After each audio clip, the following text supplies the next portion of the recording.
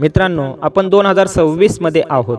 High speed internet, AI, चकचकीत शहरे आहेत, पण तरीही समाजात एक भयानक वास्तव दडलेलं आहे। आपण शिक्षित झालो आहोत, पण सुसंस्कृत झालोय का? आपल्या हातात स्मार्टफोन आहेत, पण विचारांमध्ये अजूनही अंधार आहे का? अफवांच्या बाजारात आपण सत्याची किंमत विसरलो आहोत का?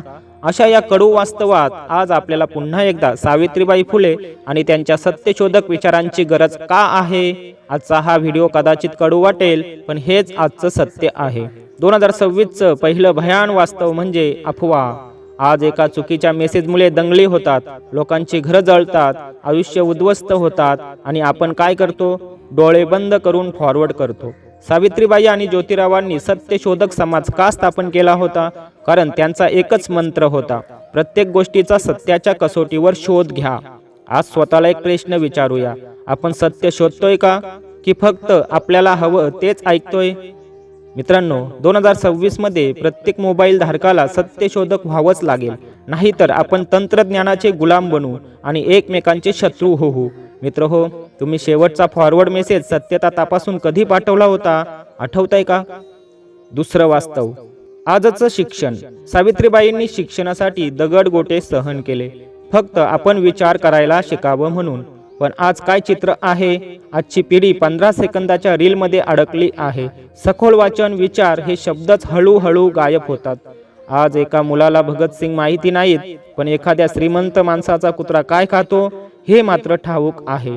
पदव्यांची रद्दी वाढली आहे, पण बुद्धीचा विकास खुंटलाय। सावित्रीबाई म्हणायच्या, विद्येविना मती गेली। आज मती आहे, पण ती स्क्रोलिंग मध्ये हरवली आहे।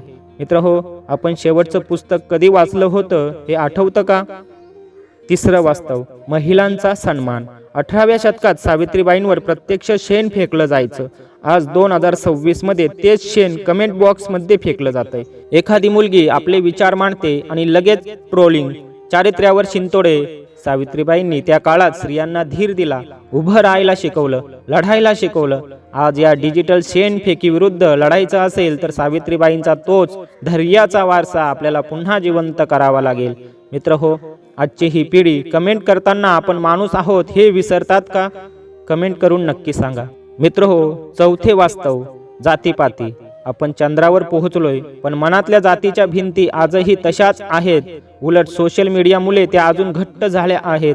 राजकारण या मानसिकतेचा वापर करतंय।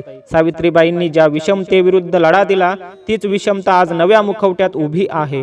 जर आपण पुन्हा सत्यशोधक बनलो नाही, तर 2026 हे वर्ष प्रगतीचं नसेल तर अधोगतीचं ठरेल।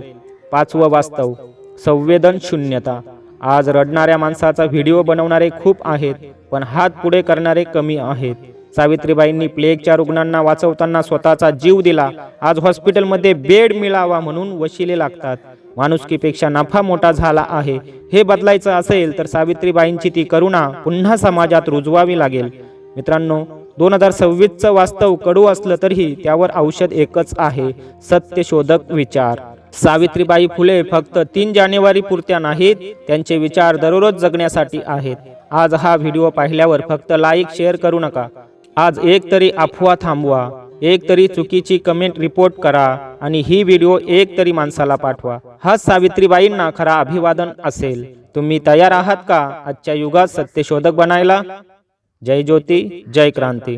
धन्यवाद।